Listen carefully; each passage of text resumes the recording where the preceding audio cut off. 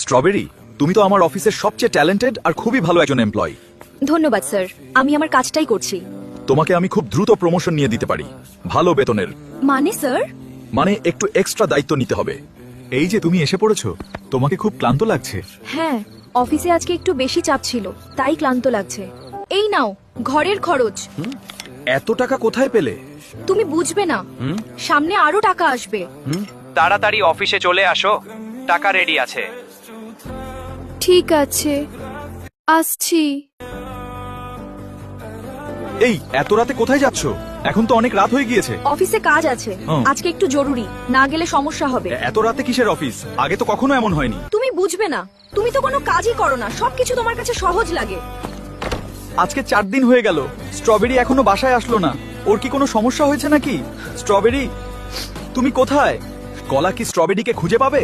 আর তারপর কি হবে জানতে চাইলে কমেন্ট করো পার্ট 2, আর লাইক, কমেন্ট, শেয়ার করতে ভুলো না।